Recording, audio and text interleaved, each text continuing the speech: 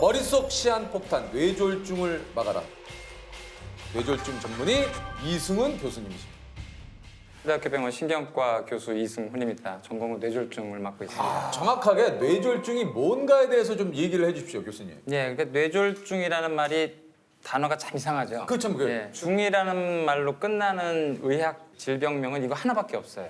없습니까? 예, 이거 하나밖에 없어요. 그런데 이제 뇌졸중이라고 헷갈리시는 분들이 많은데 뇌가 뇌졸은 졸지에 뭐 갑자기 중은 약간 뭐 적중한다 뭐 이런 의미할 때 타격을 받는다 때린다 이런 뜻이거든요. 그래서 뇌가 갑자기 타격을 받는 병이다라는 뜻입니다. 뇌가 갑자기 타격을 받는 병이 뇌졸중이거든요. 네네. 그러니까 오늘 저희가 이제 그 주제가 살면서 만나고 싶지 않은.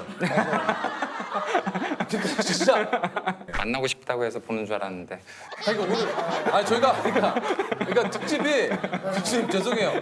오늘 만나고 싶지 않은 교수님은 사실은 이게 진짜 계셔야 되는 분이고 이게 그러니까 뇌경색, 뇌출혈 이게 다 뇌졸중에 포함이 되는 겁니까? 예, 뇌졸중을 두 가지로 나눌 수가 있고요. 혈관이 갑자기 막혀서 뇌의 일부분이 죽는 바람에 생기는 걸 뇌경색, 혈관이 갑자기 터져서 생기는 걸 뇌출혈, 둘을 합쳐서 뇌졸중이라고 하고요.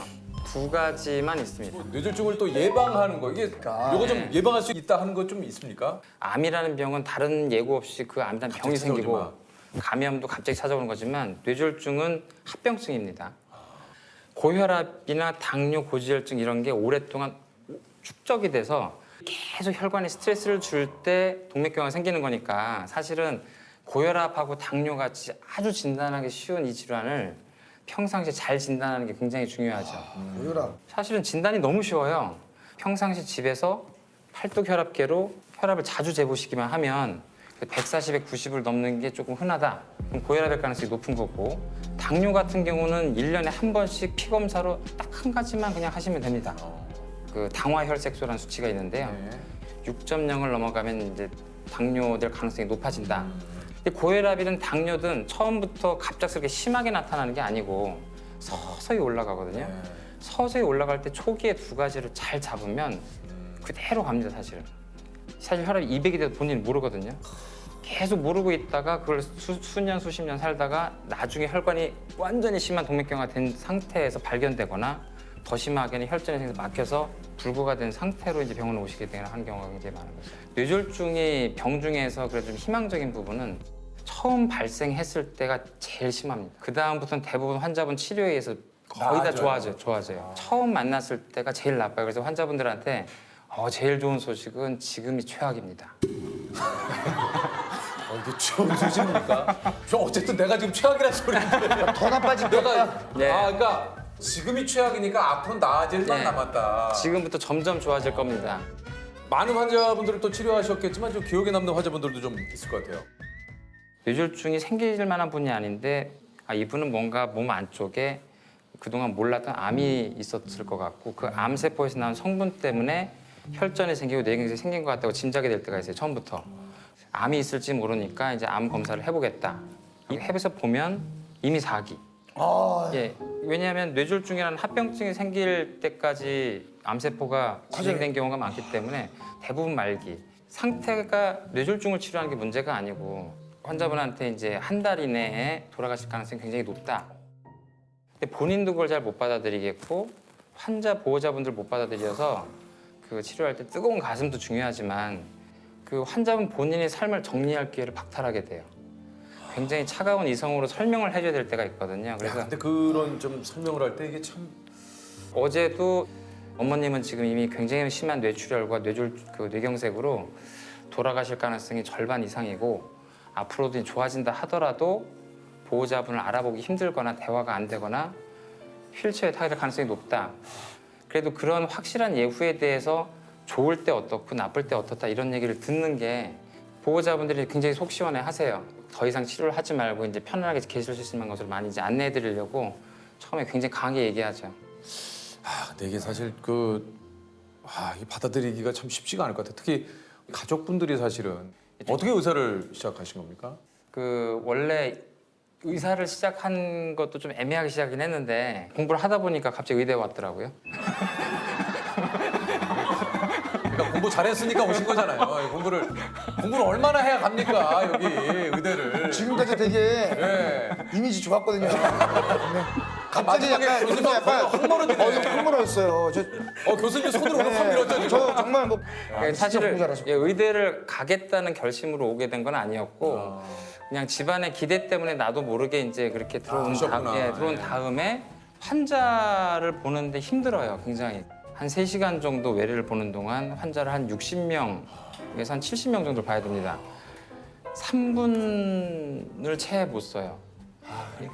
그러니까 이제 굉장히 높은 수준의 지식을 전달하고 환자들한테 앞으로 삶에 대해서 얘기하고 싶은데 그러기 힘드니까 알게 된 지식이나 아니면 알게 된 물질이나 이런 것들을 좀 소개하고 싶습니다. 그래서 사실은 알게 된 지식에 대해서 논문을 많이 쓰고 최근에 좀 교과서도 쓰고 특히 뇌출혈, 지주막하 출혈 환자들 이제 사망하지 않게 만드는 그런 신약을 이제 2012년부터 연구한 게 있어서 그거를 지금 신약으로 꺼내기 위해서 굉장히 노력 중입니다. 그래서 사실은 개인적으로 생각하는 좌우명이 있는데 스티브 잡스가 돌아가시기 전에 이제 항상 했던 얘기 중에 굉장히 유명한 말이 이 대우주에 네가 흔적이라도 남기지 않으려면 여기 뭐하러 태어났냐라는 말이 있고 무하마드 알리 같은 경우는 수많은 명언을 남겼지만 네 꿈이 만약에 너를 두렵게 하지 않는다면 그 꿈은 충분히 크지 않은 것이다 라는 말이 있습니다. 그래서 저희가 그 무하마드 알리의 명언은 나비처럼 날아서 벌처럼 벌처럼 살아.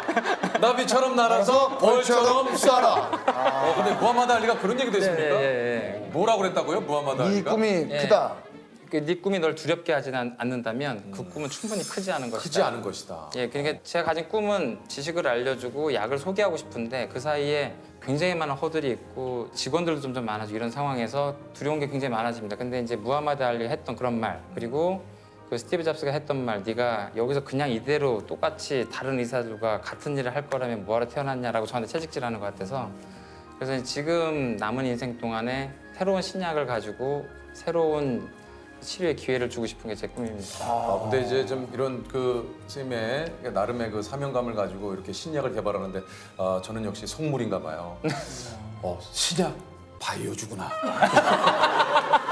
신약. 이건 어떤 또 바이오주지. 저는 또 다른 것보다 빨리 선생님 번호를 알고 싶다는 생각이 전화해서 밤에 선생님 나 어지러운데 괜찮아요? 이런 걸 물어봐도 괜찮을까? 이런 거 키우려면은 장난 아니에요. 부지런해야 됩니다. 이거 진짜. 부지런한 정. 아이고. 안녕하세요. 네, 안녕하세요. 안녕하세요. 정신과의 문턱을 낮춘 김지영 선생님이십니다. 안녕하세요. 네, 안녕하세요. 예. 정신과 선생님. 예. 어떻게 살 것인가 오늘 주제가 또 그렇다 보니까 정신과 그 선생님께 좀 들을 얘기가 또 좀 꽤 그렇죠, 있을 것 그렇죠. 같아요, 그죠? 요즘 그 이제 코로나 블루를 넘어서 뭐 레드, 그리고 뭐 이제 뭐 블랙까지 뭐 사실은 이제 이 심리적으로 이제 불안감을 느끼는 분들이 굉장히 좀 많습니다. 네, 실제로 좀 그렇죠. 2019년 상반기에 비해서 2020년 상반기에는 대부분의 진료과들이 환자 수가 확 줄었어요. 아무래도 집 밖에 못 나오시고 힘드시니까. 근데 유일하게 정신과만 많이 늘었습니다. 정신과만 늘었어요. 네네. 그러니까 힘드신 와중에도 어쩔 수 없이 병원을 찾아가야 되는 상황이 이제 생긴 거죠. 코로나 블루라고 조금 뭐 매스컴에서도 많이 얘기를 하는데 이게 도대체 그 증상이 어떤 겁니까? 그러니까 코로나 블루는 이제 누구나 겪을 수 있는 거예요. 누구나 겪을 수 있는 거고 어느 정도의 우울감과 불안을 이제 평소에 느끼지 못한 것도 이제 평소에 건강하시던 분도 이제 느낄 수 있게 되는데요. 우리가 잘 밖에 안 나가게 되면은 운동량도 떨어지고 밖에 안 나가니까 햇볕도 안 쬐고 그렇죠. 보통 밖에 안 나가면 식사도 보통 더 대충 하게 되세요. 약간 그런 거 없지 않아 있어요. 그런 상황에 사람의 뇌는 약간 이제 호르몬의 불균형이 찾아와요. 어쩔 수 없이. 환자분들이 오셔가지고 많이 하는 얘기가 좀 있습니까? 아무래도 이거 대체 언제 끝나냐? 과연 끝날 수는 뭐 선생님께 있을까? 네. 정신과이신데 오죽 답답하면. 주변같이 본 분은 아니지만. 제일 힘들어질 때가 언제냐면은 이게 과연 미래가 있을까? 나의 회사가 혹은 나의 사업이 버틸 수 있을까? 이 생각에 심하게 불안해하시는 분들이 많아요. 우울증과 어떻게 좀 이렇게 좀 구분을 지어야 되는지. 날씨에 비유를 하곤 해요. 기분을 이제 예를 들어서 흐리고 비 오는 날로 생각하면 될 것 같아요. 우울감을요. 우울감을. 네네. 그래서 비 오는 날은 되게 흔하죠. 네. 누구나 우울감을 겪을 수는 있고요. 약간 좀 센치해지는 건 있죠. 근데 우울증은 그 깊이와 길이 모두 다 달라요. 비가 정말 많이 하루 종일 비가 오는 날이 한 2주 연속으로 거의 매일 지속되는 거를 경험하시면 정말 세상을 바라보는 시각이 좀 달라지죠. 네. 사실 의외로 주변에 그런 것들이 많습니다. 예, 주변 그 동료분들 가운데도 우리 주변 가족분들 가운데도 이런 불안함을 호소하는 분들이 굉장히 많은데 이게 사실 이런 것들이 최악의 말인 것 같은데 야, 왜 이렇게 너 나약해? 맞아요. 야, 너 왜 이렇게 약하니, 얘가? 아, 최악이다, 최악. 그래서 방금 말씀하신 게 할 수 있는 최악의 말인 것 같습니다. 그죠? 이거 이 최악의 말이에요. 최악의 말들이 또 뭐가 있어요? 네. 근데 이게 우울증에 빠져들면 아까도 말씀드렸지만 그렇죠. 나 자신에 대해서도 되게 부정적으로 보기 때문에 스스로도 그런 의심을 가지세요. 사실은 내가 나약한 거 아닐까? 내가 게으른 거 아닐까? 이런 의심이 본인도 있는데 다른 분에게 그런 얘기를 더 들으면 아 역시 내가 부족한 거야. 이거 안 될 거야라는 생각에 더 사로잡히게 되거든요. 이제 보통 솔루션까지 줘야 된다라는 압박을 많이 느끼시는데요. 너 뒤에는 내가 있다. 힘들 땐 언제든지 연락해도 된다라는 메시지를 전달하는 게 제일 중요하다고 생각하고요. 갑자기 너 생각나서 그냥 잘 지내는지 연락 왔다. 이런 메시지들이 아무도 없는 것 같았는데 내 생각해주는 사람들이 있었구나라는 느낌을 되게 강하게 준다라고 얘기들 하시더라고요. 아, 그 좀 처음 진료한 환자분이 좀 기억이 나십니까? 딱 정신과 전공의가 돼서 병동에 들어가면 제 환자분이 순식간에 갑자기 여러 명이 생겨요. 되게 경험 많은 척 인사를 드리는데 사실 처음인데. 사실 이제 처음이잖아요. 그렇죠. 이제 그분들이 저보다 정신과에 대한 경험이 훨씬 더 많아요. 그러니까 그렇죠. 더 선배님. 네.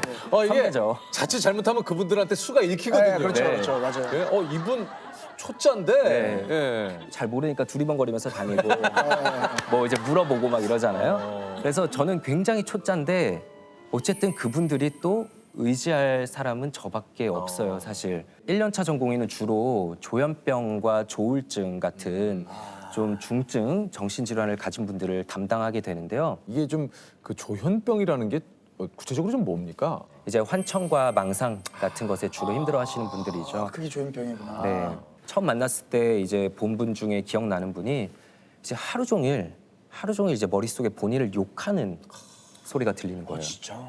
그냥 환청인 줄 알면 흘려들으면 되는 거 아니라는데 그 소리를 직접 겪게 되면 이게 환청이라고 생각을 못 해요. 그럴 때 이제 사실 도움을 청할 거는 저밖에 없죠. 그렇죠. 그래서 하루에 정말 100번씩 저를 이제 막 부르세요. 100번이요. 예, 막 병동에 이제 간호사님들 계신 스테이션에 가서 아 이제 제 담당 전공이 불러달라. 그러면은 저는 다른 분하고도 상담하다가도 또 전화가 오고 이러면은 이제 그분의 마음을 알긴 아는데 그래도 저도 사람인데 그럼요. 이제 약간 지치기도 하고 그래서 제가 빨리 약을 잘 쓰고 좀 증상을 조절해 드려야 되는데 그게 사람 마음처럼 잘 되지도 않고 되게 답답하고 무력감을 느낄 때가 많았던 것 같아요. 그 조울은 뭐예요? 이제 흔히들 기분 변화가 좀 심한 사람을 너 조울증 있는 거 아니냐 이렇게 얘기하는데 그렇게 얘기를 좀 많이 하죠. 그게 또 대표적인 이제 오해죠. 그냥 기분 변동이 심한 정도가 아니라요. 이제 조증 상태일 때는 완전히 다른 사람이 됩니다. 잠이 줄어들어도 하루에 뭐 한두 시간만 자도 멀쩡하고 에너지가 넘치고 진짜요? 네, 그러니까 사업을 벌이고 돈도 펑펑 쓰고 네, 그런데 나중에 후회할 때가 이제 많죠. 거기서 멈추는 게 아니라 내 스스로를 내가 아주 엄청난 사람이구나, 내가 능력을 가진. 더 나가면 이제 사람이 아니라 내가 신이구나, 대단한 존재였구나라고 이제 느끼게 되는 경우들이 있고요. 야, 이 조울증도 진짜 얘기 들어보니까 참 이게 무서운 병이네요. 근데 저는 한편으로 굉장히 감정 노동이실 것 같은 게 오시는 분들이 밝은 소식으로 오는 경우보다는 거의 대부분이 저 좀 도와주세요 선생님이잖아요. 대부분이. 감정에는 이제 전염성이 있다고 해요. 맞아. 실제로. 그래서 이제 저희 교과서에도 나와 있는 내용인데 뭐예요? 자살률 1위인 직업이 이제 정신과 의사라고 하거든요. 오우. 진짜요? 네. 그리고 저도 특히나 힘든 얘기들 많이 들었다 싶은 날은 나올 때 진짜 좀 뭔가 에너지를 다 쓴 느낌이고 세상이 좀 어두워 보이기도 하고 진짜 힘든 일이 많고 안 좋은 사건들이 이렇게 많구나라는 생각도 좀 많이 들고요. 가장 힘들 때는 좀 언제입니까? 아무래도 이제 저희는 환자분을 잃었다고 표현을 하는데요. 좀 먼저 스스로 선택으로 떠나실 때가 이제 제일 힘들 때죠. 되게 정적인 진료실이지만 응급실하고 비슷하다고 생각을 해요. 정말 죽음의 경계선에 있는 분들을 자주 뵙게 되거든요. 가끔은 다른 과가 부럽다 느낄 때가 있는 게 그럴 이제 때는 언제입니까? 뭐 피 검사나 뭐 영상 검사를 하면은 그분의 정확한 그 진단이나 그분의 이제 중증도 같은 게 수치로 나오잖아요. 네. 근데 저희는 그런 게 없어요. 이제 제가 진단 도구가 되어야 되는 거죠. 정신과 진료실은 굉장히 비밀스러운 곳이잖아요.